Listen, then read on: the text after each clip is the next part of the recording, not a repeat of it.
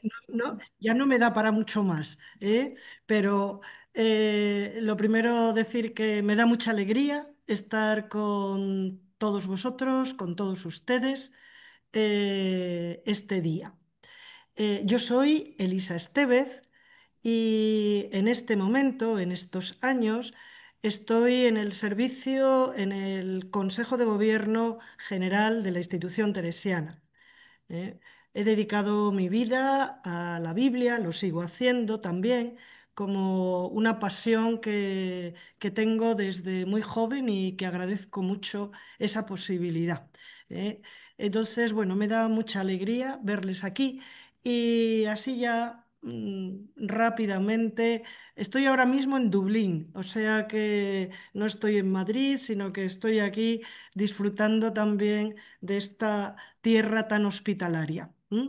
Bueno, pues vamos a empezar directamente con el tema que tenemos aquí. Entonces, un momento, voy a compartir, a ver, la pantalla.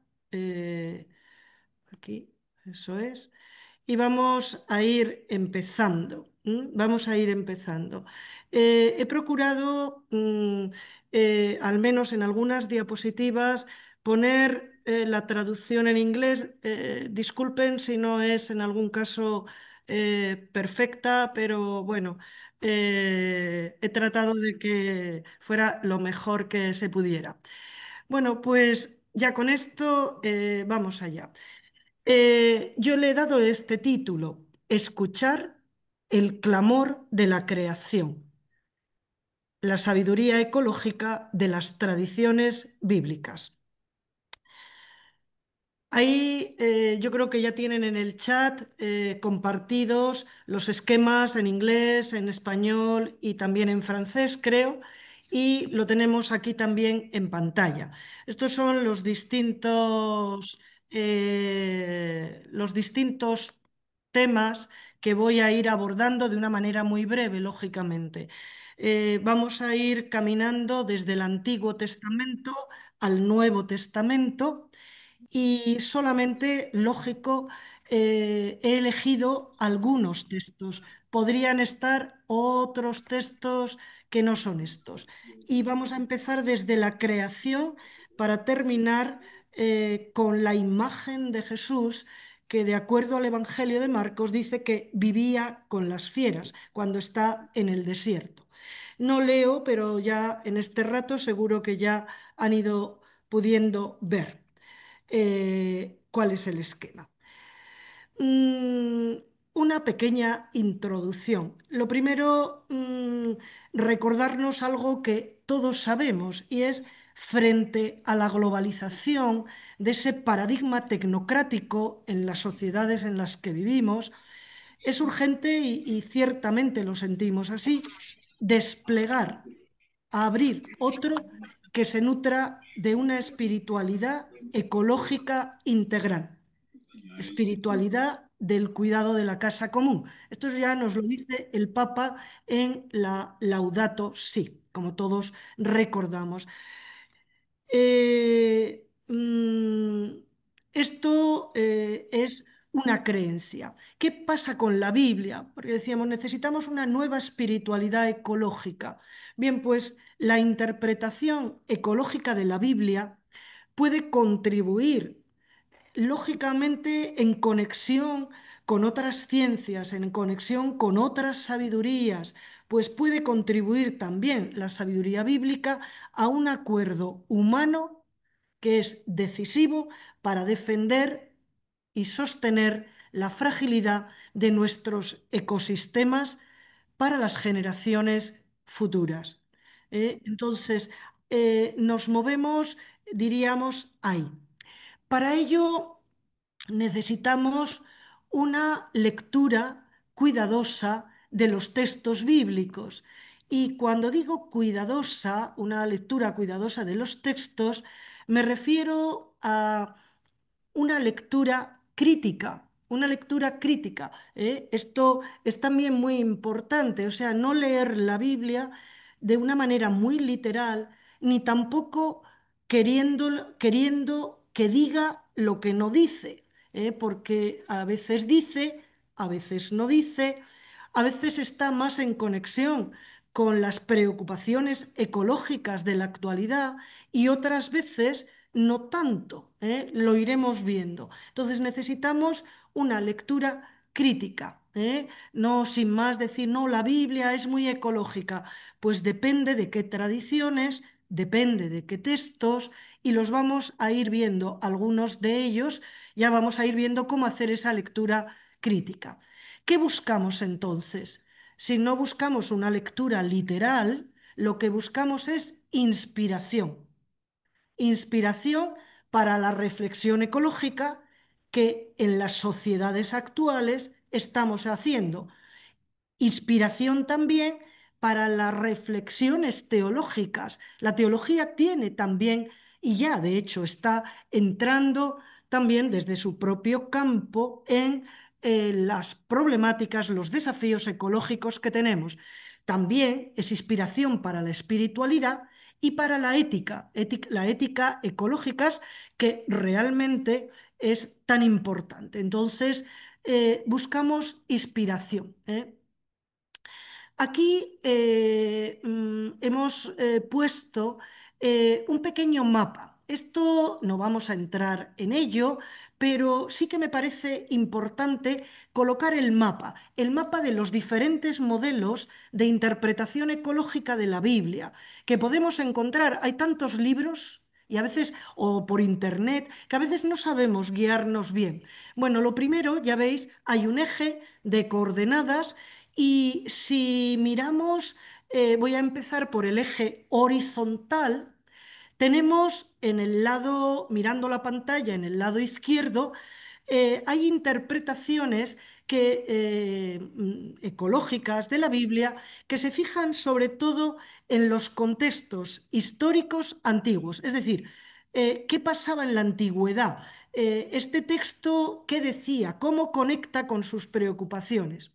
Hay en el otro polo, hay otro tipo de interpretaciones que son grupos, en realidad podríamos decir, mucho más radicales, mucho más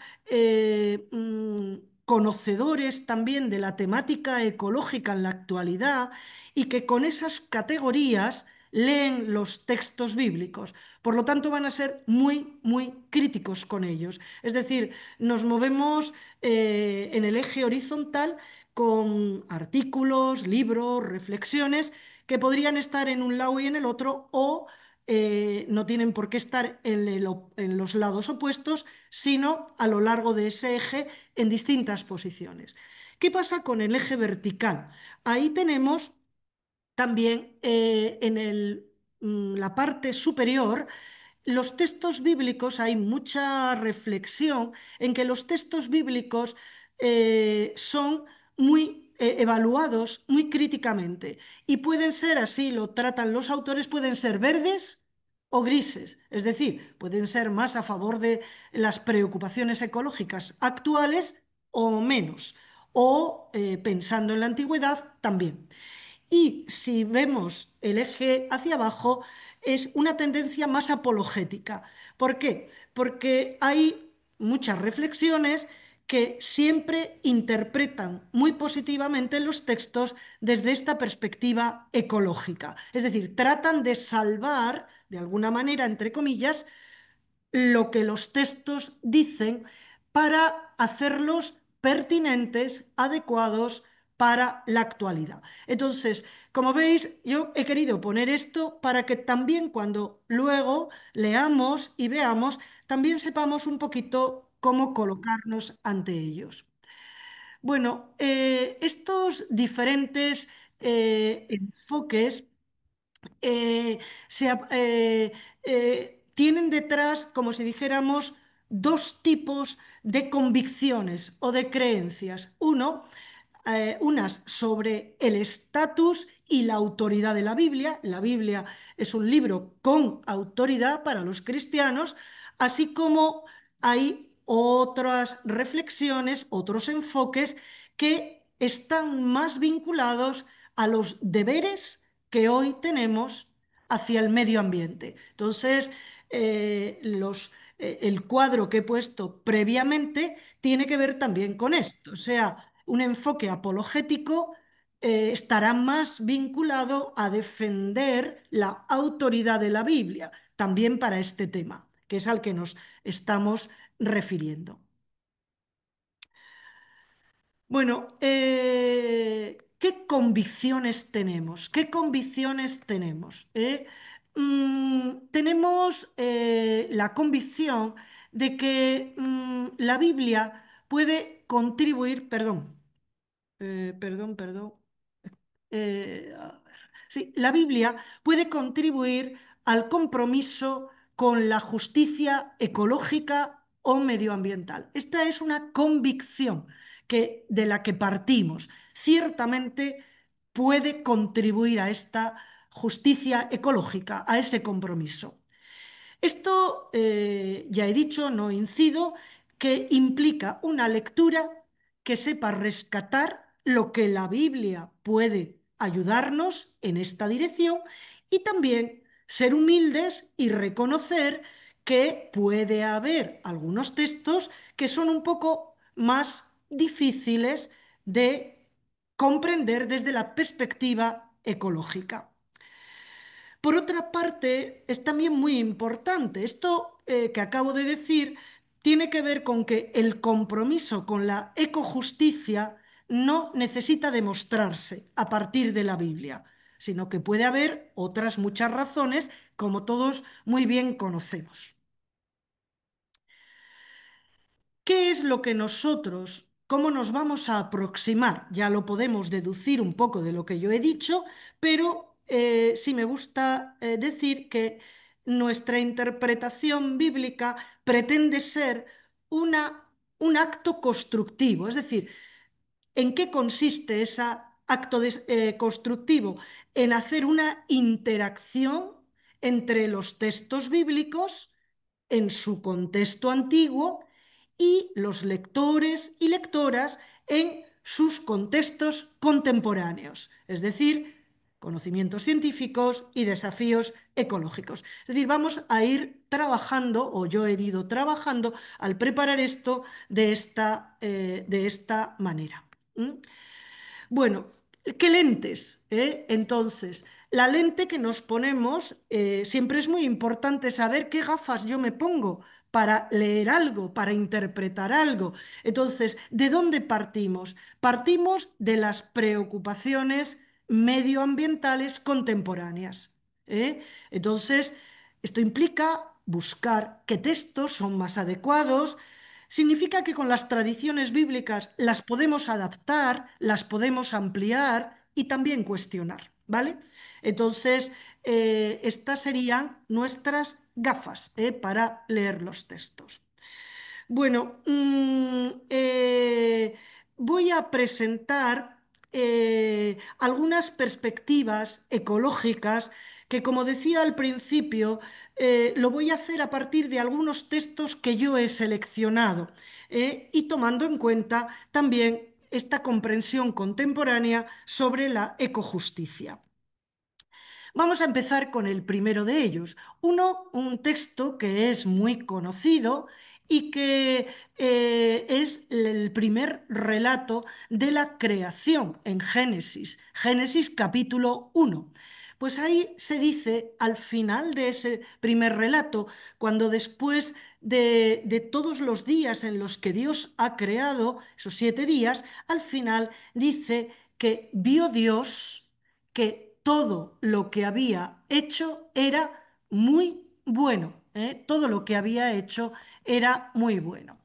Bueno, es decir, esa frase es una frase de oro para nosotros. ¿Por qué? Porque está diciéndonos que cada obra creada, no solo el ser humano, toda obra creada tiene su propio valor, el valor que Dios le ha dado en el conjunto de la creación, ¿eh?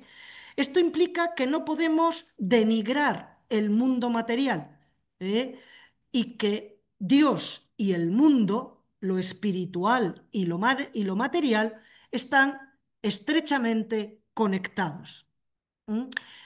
ese bueno, vio Dios que todo era muy bueno, ese bueno, tov en hebreo, implica que la existencia que tiene valor es una existencia armoniosa y ordenada. Entonces, que contribuye a el bien total de la creación y que cada obra creada se ajusta a lo que Dios ha querido para ella. ¿Qué nos dice también? Claro, es la frase final que recoge todas las obras creadas, que además no solo dice que era bueno, sino que dice que era muy bueno, muy bueno. Entonces, esta frase al final indica que la creación entera está designada para estar interconectada y para ser interdependiente. La posición final, al final del relato, nos dice, aplicado a todo, quiere decir que todo está interconectado y que todo es interdependiente. Y luego, por otra parte, todo el capítulo de Génesis 1 acentúa la multiplicidad y la diversidad de seres vivos creados, interdependientes, e interconectados. Entonces, tanto los seres vivos, tanto la creación animada como la inanimada, es decir, las rocas, por ejemplo, o esto podría ser discutido también, pero bueno, se está refiriendo más a esto, es todo un todo interdependiente. La tierra, los animales domésticos, salvajes, etcétera. Y luego, los humanos somos parte de ese todo. Esto es importante. No somos nosotros y ellos, sino somos parte de un todo interdependiente. Y la creación, claro, a veces tendemos a pensar que todo fue hecho para nosotros, pero este relato de creación, en lo que estamos viendo ahora, no especifica que solo las cosas fueran creadas para el ser humano. No se dice los animales del mar fueron creados para que el hombre... No, esas frases no aparecen. Esto es también muy importante que no lo olvidemos. Además de este relato, wait a minute, sí, perdón. La bondad de la creación, como todos sabemos, es algo que afirma también la ciencia y la ética contemporáneas. Es decir, más en concreto, la ética ecológica afirma la bondad de toda la creación, y el valor intrínseco de todas las cosas. Y este es el principio fundamental de ecojusticia, el valor que tienen cada cosa, cada obra creada por ser lo que es, por ser lo que es. ¿Qué relación? En estos relatos de creación, el primero, y ahora vamos a ver el segundo también, ¿qué relación hay entre los seres humanos y el medio ambiente? Hemos dicho que hay interconexión, pero vamos a ver ahora también algún texto que va a haber alguna dificultad. Lo primero, dos afirmaciones genéricas. Uno, que la tierra, en hebreo se dice ha Adamá, y cuando se dice hagamos al ser humano, se dice que el ser humano, el nombre del ser humano, no el nombre propio, no el nombre de varón, sino el del género humano, la palabra hebrea es Adán. Ya os dais cuenta, Adamá, Adán, es decir, Adán procede de la Adamá. Entonces, es muy importante entender ya cómo el texto del Génesis nos ayuda a entender que somos parte de la tierra, que somos parte de la creación. Pero también todos conocemos que hay un segundo relato de creación que está en Génesis 2 y que se completa luego en Génesis 3. Pero, ¿qué dice en Génesis 2? Dice, no había aún matorrales en la tierra, ni brotaba hierba en el campo, porque el Señor Dios no había enviado lluvia a la tierra, ni había ser humano, Adán, que cultivase el campo, la Adamá. Entonces, es decir, este versículo explica la interconexión también profunda del ser humano con la tierra, la Adamá. No hay Adán para labrar la Adamá. Entonces, eh, se muestra que hay relación, pero ahora tendremos que preguntarnos qué relación. Entonces, ¿cómo son estas relaciones en estos dos relatos, el del capítulo primero y el del capítulo segundo? ¿Cómo son? ¿Son de armonía? ¿Son de dominio? ¿Son de administración? Son tres preguntas que hay que hacerse con respecto a estos relatos. Y todavía vamos a hacer algunas preguntas un poquito más concretas. Esas preguntas que tenemos ahí es, ¿estos textos, estos dos relatos, estas dos historias de creación, fomentan el cuidado del planeta? ¿Sugieren que los seres humanos están a cargo de él? La Tierra tiene en estas historias un valor intrínseco, es decir, en sí mismo, o instrumental, para algo.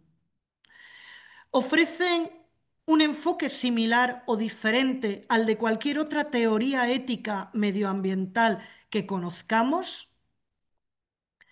Y luego el primer relato habla de que somos imagen de Dios. ¿Qué significa esto para la relación entre los seres humanos y la tierra? Como veis, son preguntas que surgen. Todos conocemos esos relatos, seguro que los hemos leído muchas veces. Bueno, pues vamos allá. Vamos con el primer relato. Vamos con ese primer relato y lo primero es colocarnos en él. En ese relato, 7 días se narra la creación. ¿Qué hace el relato? En los 3 primeros días, lo que se hace es preparar el ámbito en el cual las criaturas van a vivir. Y por lo tanto, en los 3 primeros días, separación día y noche, empieza la historia, firmamento, firmamento de arriba, firmamento de abajo, y la tierra y los mares. Es decir, colocamos, como si dijéramos, esos ámbitos, que es un espacio ordenado. Es ordenado. No lo puedo explicar mucho, pero es así. ¿Qué pasa en los 3 días siguientes? Pues que empiezan ya las criaturas. Entonces se crean en el cuarto, en el quinto y en el sexto día, se crean todos los animales que están en los diferentes ámbitos y luego también el ser humano. Es decir, todos comparten la casa común, esa que fue ya preparada en los 3 primeros días. Y claro, lógicamente, después de este estupendo trabajo, pues Dios nos dice el texto que descansó. Ahí tenemos dentro del primer relato unos versículos. Son los versículos que causan problema desde una perspectiva ecológica. Es esos versículos que dice, en los que Dios dice, hagamos al ser humano a nuestra imagen y semejanza y que domine. Es la traducción que las Biblias suelen adoptar, que dominen los peces del mar, las aves, animales domésticos, reptiles. Y luego, más adelante, con la bendición que les da, además de crecer, multiplicar y llenar la tierra, dice, sometedla, creced, multiplicaos, llenad la tierra, sometedla. Y luego, de nuevo, repite la misma idea del dominio sobre los animales. Claro, esto, como podréis comprender, es un legado ambivalente para una lectura ecológica de la Biblia. Vamos a ver por qué. ¿Cómo explicar entonces este texto? ¿Cómo explicar, por una parte, el antropocentrismo del texto? ¿Qué quiere decir esa palabra? Quiere decir que el ser humano es el centro de la creación, centro de la creación. Eso es antropocentrismo, ¿eh? Y este relato tiene esto, lo tiene, ¿eh? No podemos hacer toda la explicación, pero es claro. Hay que administrar la creación, es decir, esto del dominio, es bueno traducirlo como administración, pero entonces, ¿qué pasa con la interdependencia? ¿Qué pasa con la solidaridad? Fijaros que administrar es un verbo que indica que hay alguien que administra a otros. Alguien está arriba por encima de los que están abajo, que son los que son administrados. Por lo tanto, claro, no es tan fácil decir que dominar se puede traducir como administrar. Vamos a ir viéndolo. Hay dos verbos en el texto bíblico. El primero de ellos, el que se traduce habitualmente por dominar, es el verbo radá. Y el que se traduce por someter es, en hebreo, el verbo kabash. ¿Eh? Entonces, estos dos verbos hay que explicarlos y vamos a intentarlo ahora. Vamos a empezar con el verbo kabash, el que suele traducirse por someter. Este verbo tiene por objeto, es decir, tiene dos significados. Uno, que tiene que ver con acciones violentas, tomar por la fuerza un país, por ejemplo, o someter a los enemigos. Es decir, son expresiones violentas. Pero es verdad que también este verbo tiene un significado neutral, es decir, que no tiene propiamente detrás una acción violenta.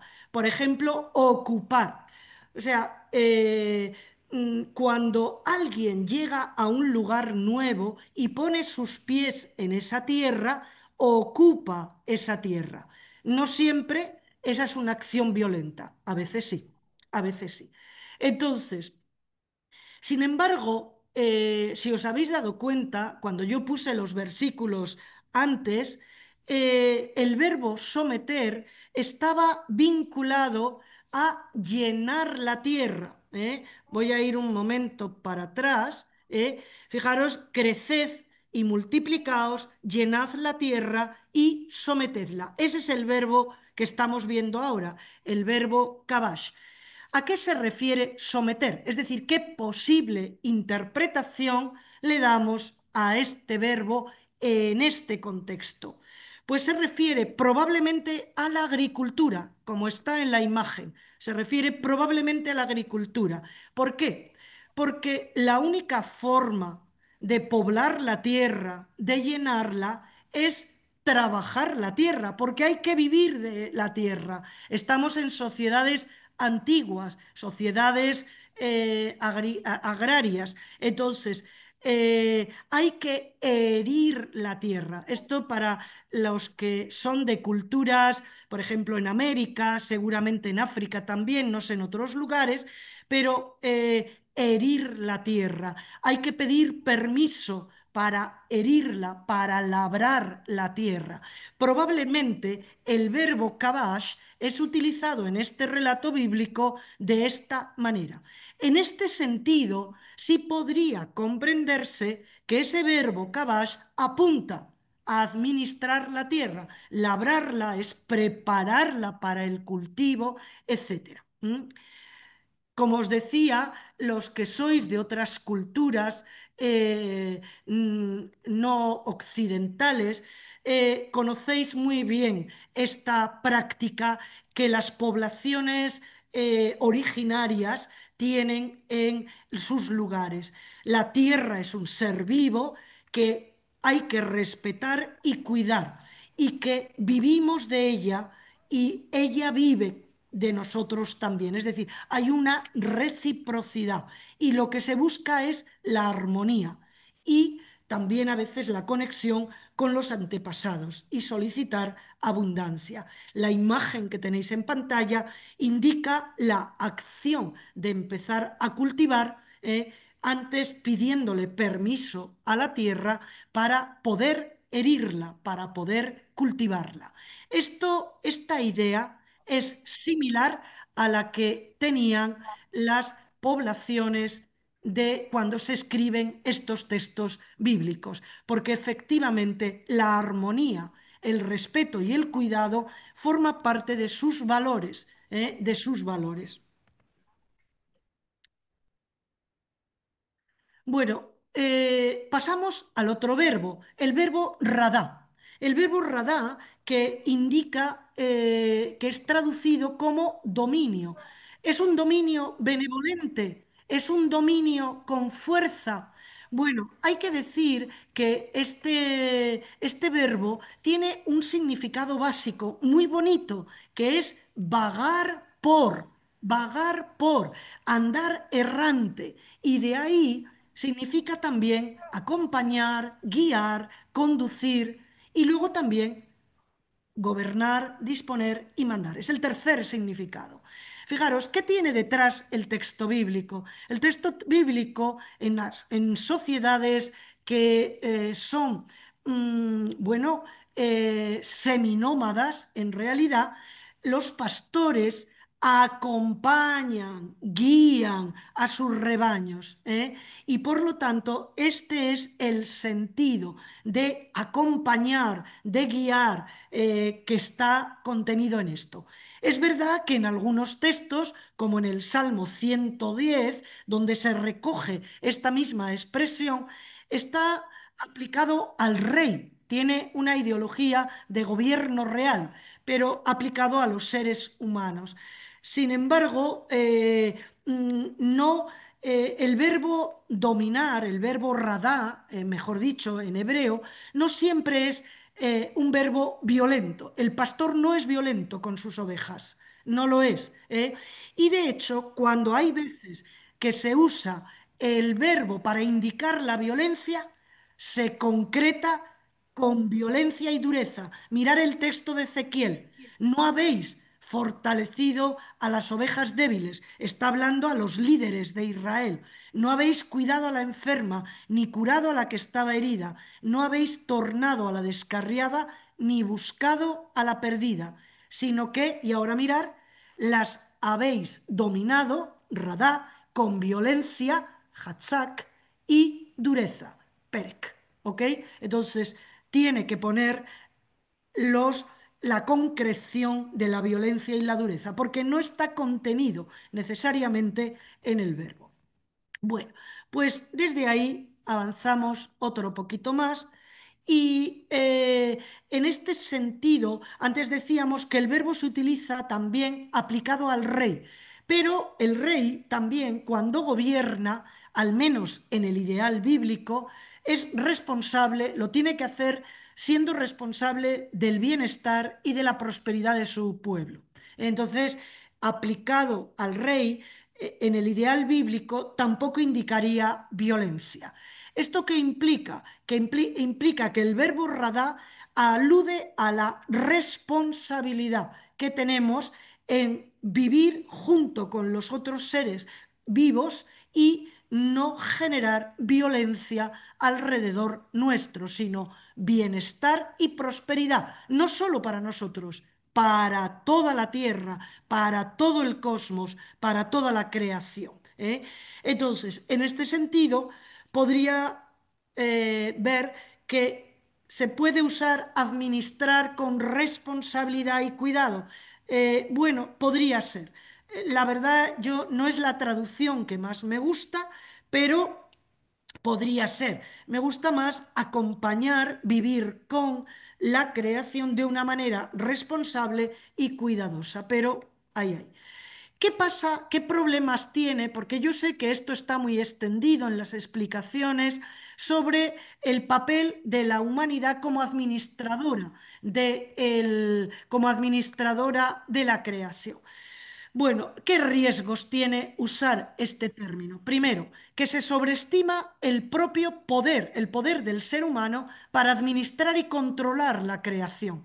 Y no tenemos ni suficiente conocimiento ni suficiente capacidad. Luego lo veremos, solo Dios. Por otra parte, se descuida el papel de Dios en la creación. ¿Por qué? Porque es Dios el que constantemente está activo cuidando la creación y cuidando el bienestar y la prosperidad de todos.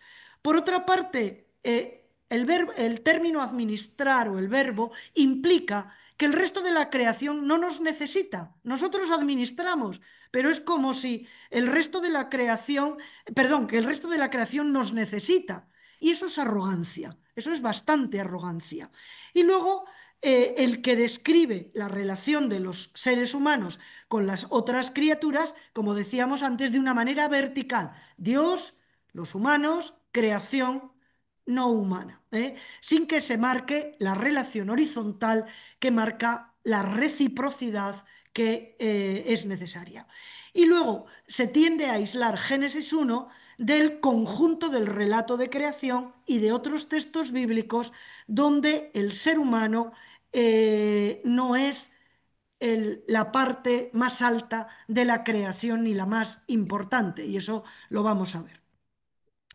Bueno, por lo tanto, estos textos, este texto de Génesis 1, las sociedades agrarias en la antigüedad siempre apoyan la armonía. Nunca se puede pensar en dominio ni en imposición. ¿Por qué? Porque dependen para sobrevivir. Y por lo tanto, no hay dominación y no hay imposición. ¿Eh? Este texto, por lo tanto, reflejaría esto.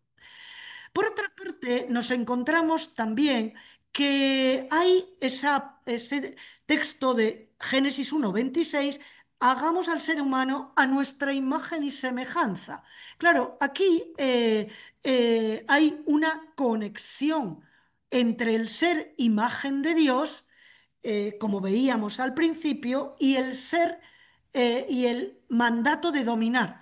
Creó al ser humano a imagen y semejanza y le dijo: dominad la creación. No con someter. Acordaros que someter va con llenar la tierra. Dominar va, en este caso, con ser imagen de Dios.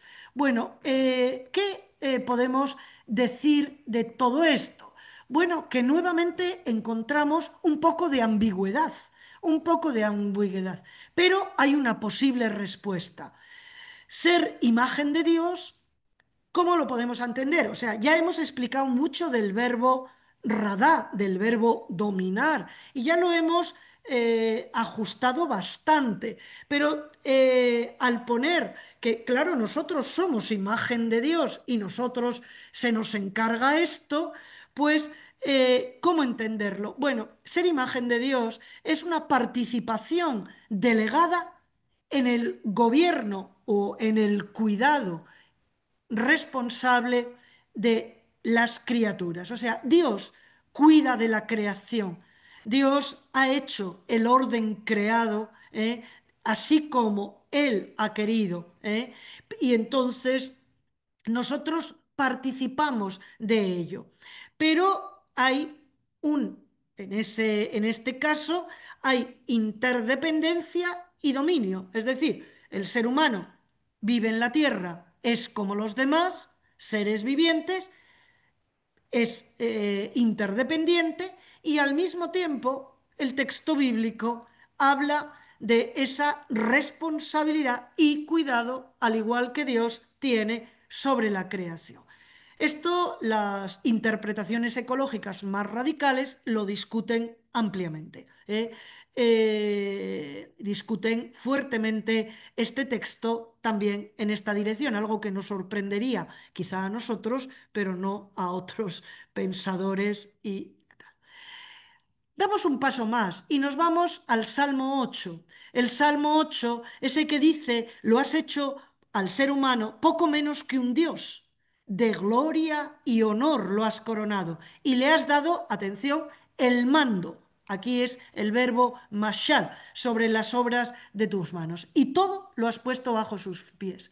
Bueno, ciertamente aquí tenemos también un texto que no es fácil, no es fácil porque de alguna manera está detrás el sufrimiento de la tierra. Tiene una visión también antropocéntrica, es decir, somos el centro de la creación y desde una sensibilidad ecológica. Esto hoy ha entrado en crisis y de alguna manera, claro, todo lo has puesto bajo sus pies. ¿Qué posible interpretación? Ese cuidado responsable. Pero es verdad que no es fácil la interpretación de este texto, donde, sin embargo, es mucho más clara esta necesidad mutua entre el ser humano y todos los seres vivos. Pues es en el segundo relato de creación, ese relato en el que dice que el Señor Dios modeló al Adán, al ser humano del polvo del suelo y sopló en su nariz aliento de vida y, en este caso, el varón, se estaba refiriendo al varón, se convirtió en ser vivo. De todas maneras, bueno, es verdad que el Ha-Adán en Génesis 1 es el ser humano en genérico, aquí se refiere al varón, porque todos conocemos que la mujer, según esta historia, es creada de otra manera, pero siempre pertenece igualmente a la tierra. Ahí, en este texto, ese 2:7, es muy importante porque hizo al hombre de la tierra. Claro, la interconexión que el texto establece es buenísima, en ese sentido. Aquí, en este relato, se dice también, segunda historia de creación, se dice que Dios tomó al hombre y lo colocó en el jardín de Edén para que lo guardara y lo cultivara. Es decir, el verbo guardar es ese que aparece ahí, shamar, shamar, el primer cuadradito, que significa, atención, significa cuidar, proteger, custodiar, preservar, guardar. Es decir, ese para que lo guardara tiene todos esos elementos, el cuidado, la protección, la custodia. Es decir, no podemos hacer lo que nos dé la gana con la creación. Tenemos, el texto dice, Adán tiene derecho a vivir de la tierra, pero tiene el deber de cuidarla. Y también luego ya el relato de cultivar la tierra, que en este sentido es un término mucho mejor que el que utilizó Génesis 1, que era el término Kabash, pero es un relato muy bonito.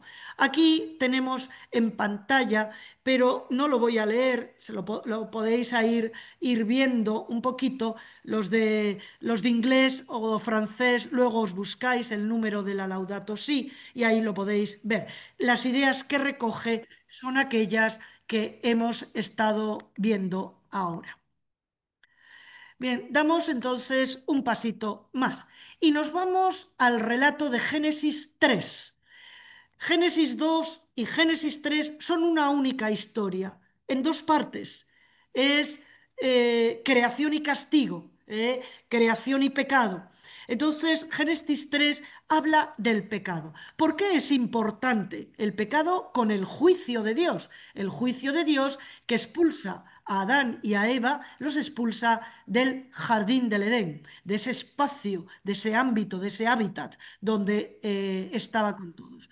¿Qué es importante aquí? Pues cuando leáis despacio este texto, es que desobedecer la orden de Dios de no comer del árbol del conocimiento del bien y del mal trae peligro, dureza y sufrimientos para todos. Ahora vamos a ver.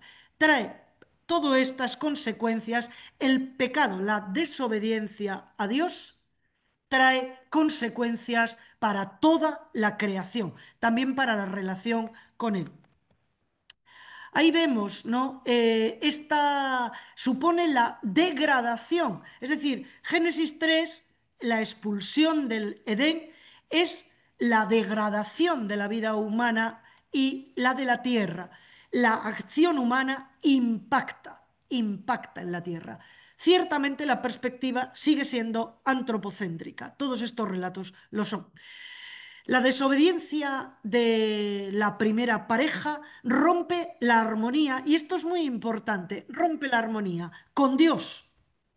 Eso es evidente, desobedecen una orden de Dios, pero rompen la armonía entre los seres humanos. Adán y Eva se han enfrentado, comí yo, me dio ella, no, que no fui yo, que fuiste tú. Enfrentamiento entre los seres humanos y también con la naturaleza, con la naturaleza, porque al hombre se le dirá que cultivarás con dolor la tierra, es decir, has roto la armonía que existía con la tierra. Por lo tanto, perturbación y corrupción. Esto es muy importante. Esto llevará al diluvio, llevará al diluvio, porque Dios, es decir, llevará al caos original. El diluvio es el caos original, es decir, esa creación buena que Dios había creado, que implica que poco a poco la corrupción del ser humano lleva a la destrucción de todo, a la destrucción entre ellos, a la destrucción también de la naturaleza. Y por lo tanto, Dios envía el diluvio. El diluvio se explica así: la vuelta al caos originario. Será necesario una nueva alianza con Dios para restaurar la creación. Esa alianza, que es Génesis 9, es hecha con Noé. Una alianza que leerla despacio, pero es una alianza con todos los seres vivos, no solo con Noé. En el arca está Noé, está su familia y están las diversas especies, representantes de las diversas especies animales. Entonces, eh, mm, la, eh, la- la alianza de nuevo significa que Dios la hace con todos. Es una alianza gratuita, es una alianza para siempre, eterna, es una alianza para todos y todos. Nadie tiene nada que hacer diríamos, gozar de ella.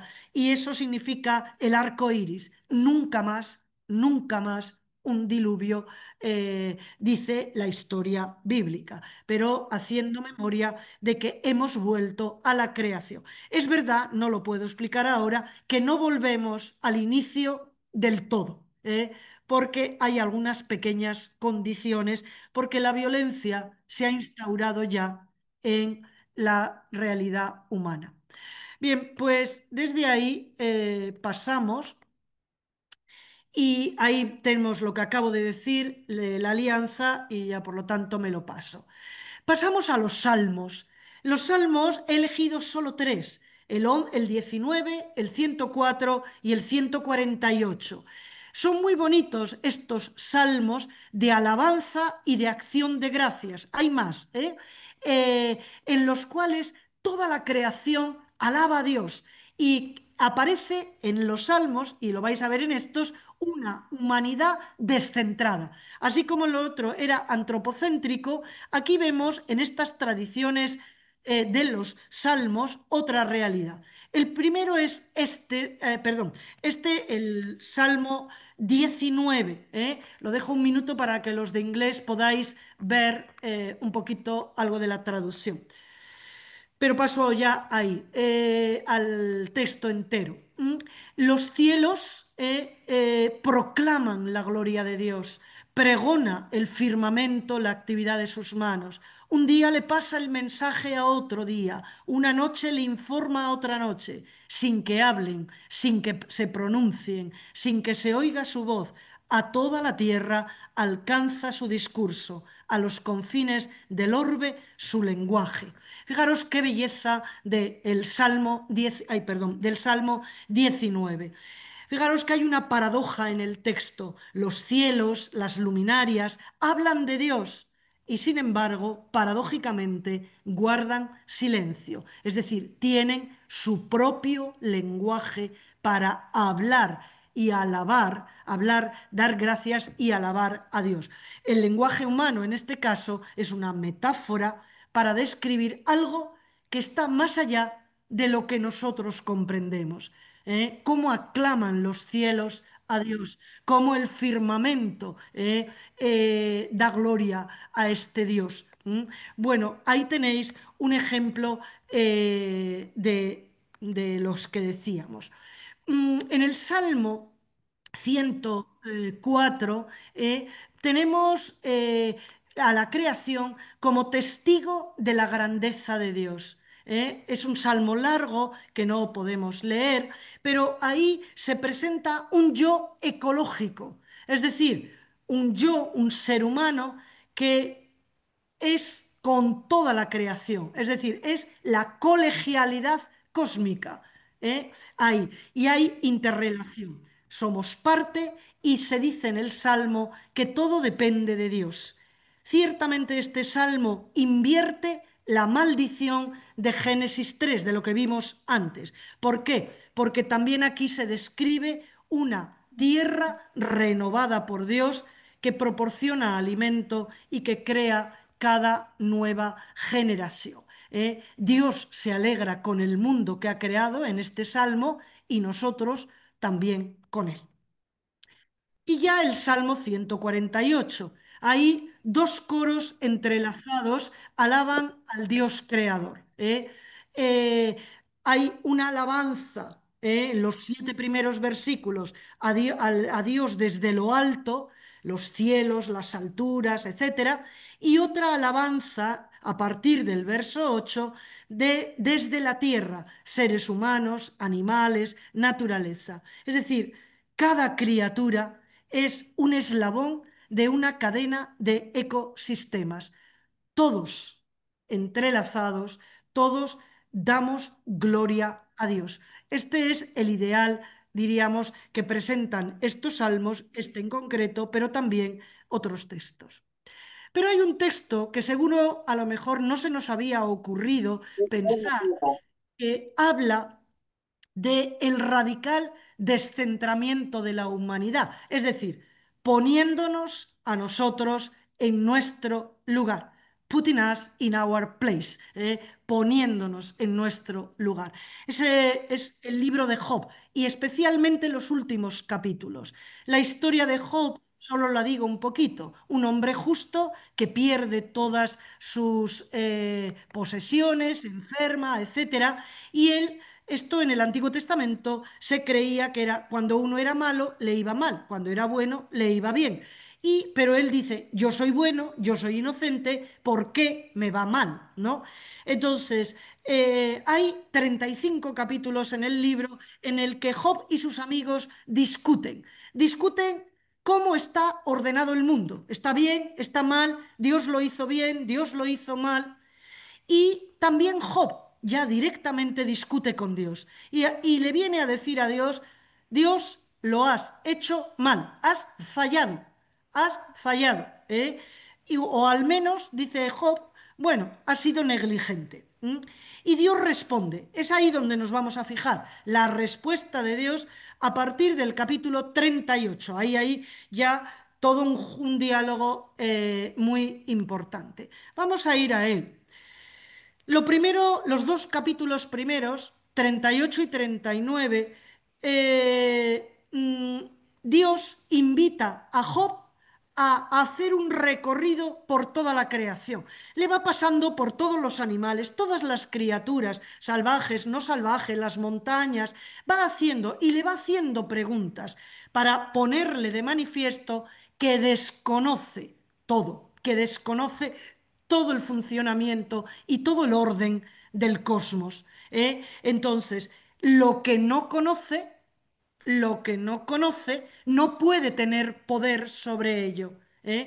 Y además le dice, ni tan siquiera tú has sido testigo de los distintos aspectos del mundo creado. Es decir, pone de manifiesto la ignorancia de Job y por lo tanto también el que no puede tener poder sobre ello, ¿no? Entonces, ¿quién sostiene el orden creado? Lo sostiene Dios. Y a lo largo de esos capítulos, ninguna referencia hay al ser humano. Claro, alguien podría estar pensando, bueno, lo que Job no conocía, lo conocemos nosotros. Bueno, ciertamente sabemos muy bien que cada avance científico abre nuevos enigmas, nuevas preguntas. Luego, no es verdad que porque tengamos más conocimiento científico, tenemos el derecho de ejercer poder sin más sobre la tierra. ¿Mm? Bueno, entonces ahí está ese texto de Job en donde Dios le dice, voy a responderte y tú responderás. ¿Te atreves a violar mi derecho o a condenarme para salir tú absuelto? Esto ya son los capítulos 40-41. Si tienes un brazo como el de Dios y tu voz atruena como la suya, vístete de gloria y majestad, cúbrete de fasto y esplendor, ¿eh? Derrama la venida de tu cólera y abate con una mirada al soberbio. Bueno, es un texto durísimo de Dios dicho a Job. Hay una profunda ironía, hay dureza en el texto y hay una profunda ironía sobre el poder de Dios en relación con el no poder del ser humano. ¿Qué es lo que Dios va a poner de manifiesto? Va a utilizar en estos capítulos dos bestias o dos grandes criaturas que son probablemente míticas, es decir, tienen rasgos míticos, aunque van combinando algunas características del hipopótamo a la izquierda, del cocodrilo a la derecha. ¿Pero qué se describe con ellas? La fuerza y la ferocidad de ellas. Una pertenece a la tierra, el hipopótamo, el otro al agua, es decir, sí, al agua. O sea, diríamos, dos ambientes hay. Esto tiene que ver, son las criaturas que representan el caos primitivo, ¿vale? Entonces, ahí en esos capítulos 40-41, Dios dice que han sido creadas por Él y que están más allá del señorío de nadie. Están más allá del señorío de nadie. Este caos que existe, el caos existe y el caos está siempre queriendo doblegar el orden que Dios ha dado en la creación. ¿Qué le dice Dios a Job? Que esa amenaza continua, Dios es el único que puede refrenar y vencer el caos y no el ser humano, y no el ser humano. Entonces, esto, bueno, es ponernos en nuestro lugar. No conocemos todo, no tenemos el poder sobre todo. Claro, esto implica también que tendríamos que decir que este texto de Job dice, somos parte de la creación, no estamos en el centro, critica los presupuestos antropocéntricos de los antiguos sabios de Israel y desde luego los nuestros. Nuevamente el ser humano es una criatura y luego tiene este aluvión de preguntas que cuando lo leáis veréis que son un aluvión de preguntas de Dios a Job, tiene un efecto, adentrar a Job en una humildad cósmica, en una humildad cósmica. Es decir, este texto pone de relevancia la virtud de la humildad, que es esencial para ser verdaderamente humano. Fijaros que vivimos, al menos en algunas sociedades, en este mundo interconectado y global, en el que muchas veces o muchas personas piensan que somos lo más, hay que ir a lo más, lo podemos todo, lo sabemos todo. Pues no, la verdadera humanidad tiene que ver con la humildad, esa humildad cósmica. Dios no está enfadado con Job. Es importante, Dios no está enfadado con Job, sino que lo que hace es confrontar a Job con la realidad. Es decir, es ponerle los pies en la tierra, es darse que de Job se dé cuenta de que su verdadera posición en el mundo, en la creación, es ser criatura y una entre muchas criaturas. Entonces, pero como todos sabemos muy bien, solo cuando afrontamos la realidad podemos sanar. Por lo tanto, diríamos, aquí también hay una clave como para movernos actualmente. Bueno, chicas, no sé, creo que estoy muy atrasada, ¿no? Entonces, ¿yo qué hago? ¿Lo dejo aquí? Decirme, Bueno, no, un poquito, a lo mejor hasta y cuarto, vale, voy a ¿vale? ello. Y que haya un poquito de coloquio. Vale, bueno, Gracias. Mateo 6, en el que ese texto tan bonito en que Dios provee alimento para todas las criaturas. Ese texto, acordar, los lirios, las aves del cielo pueden comer, como no vosotros. Bueno, ese es el texto que no leemos y ahí está. ¿Qué es importante? Primero, darnos cuenta, leerlo luego, ese texto de Mateo 6, que Jesús utiliza una imagen, los pájaros y los lirios del campo. No son un mero ejemplo, son esenciales en el argumento de Jesús. Son esenciales. ¿Por qué? Bueno, ahora lo veremos, ¿no? Jesús dice que estos animales, como pueden ser un pajarito o los lirios del campo, tienen un valor incalculable, un calor. No los podemos despreciar, ninguna criatura, ni las más pequeñas, ¿eh? Entonces, Jesús va a invitarnos a la confianza, pero ahora lo vamos a ver. ¿Qué es lo que... un momentito. Oh, espera. Sí, bueno, es que estaba viendo un poquito, a ver. Bueno, el texto invita a vivir sin ansiedad, sin ansiedad por las necesidades materiales, y a confiar. Entonces, no ansiedad, sí confianza en el Dios providente, ese Dios que cuida generosamente de todos. Otras actitudes bien importantes para el tema. Los recursos de la naturaleza son suficientes para proveer a las necesidades básicas de todos los seres humanos, las necesidades básicas, ¿eh? Y Dios ha ordenado la creación de modo que sea suficiente si se comparte equitativamente, ¿eh? Por lo tanto, este texto invita a vivir con límites ecológicos, mientras que nosotros somos en muchas sociedades adictos al exceso, etcétera. La imagen de los lirios y de los pájaros, sobre todo aquí me fijaré en la de los pájaros, comen lo que encuentran, comen lo que encuentran, es decir, dependen de las provisiones del Creador. Y esto lo percibimos muy bien en ellos, ¿eh? Proveer al alimento es algo que nos corresponde a nosotros. Ellos tienen dependencia de encontrar en la naturaleza lo que necesitan. ¿Qué olvidamos nosotros? Pues que somos también dependientes de los recursos humanos, como los pájaros. Y sin los recursos no se podría sembrar, cosechar y almacenar en graneros. Y por otra parte, olvidamos frecuentemente, y eso nos dice Mateo, que dependemos del Creador, ¿eh? Entonces, es una invitación a esa confianza y a esos límites ecológicos de los que hablamos. Por otra parte, Jesús tampoco olvida nunca el que la Torá, la ley judía, prevé cuidar las necesidades de los más pobres, ¿eh? Ahí está ese texto de Levítico: cuando siegues la mies, deja siempre unas espigas. Ese texto que está aludiendo a la necesidad de compartir, es decir, tú cosecha, pero comparte con los otros.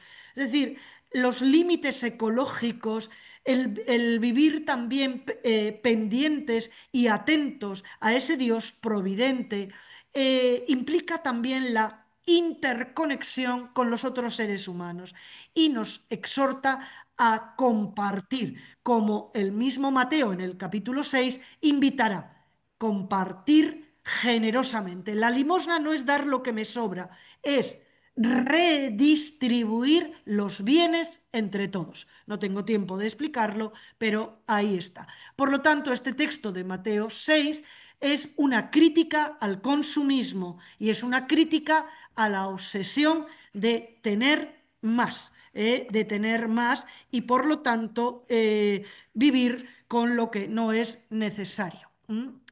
Bueno, pues nada, dejamos Romanos 8 para otro día y terminamos con la imagen de Jesús aquí.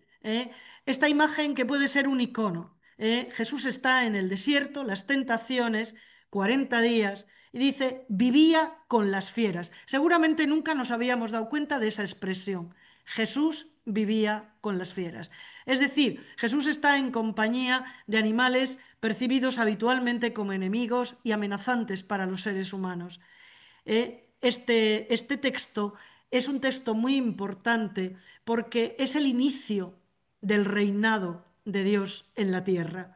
Y en ese inicio, en ese momento en que el Mesías emprende su misión de inaugurar el reino de Dios, no es solo con los hombres y las mujeres de todos los lugares y de todos los tiempos, sino que también es un reino en el que Jesús incluye a todos los seres vivos. El reino tiene también esa característica ecológica.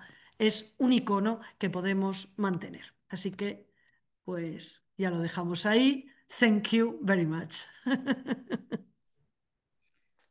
Bueno, te Perdón, agradecemos mucho, perdón. Elisa. Eh, Sí, no, tranquila, disfrutable. Tenemos unos minutos que vamos a tratar de hacerlo lo más ordenadamente posible.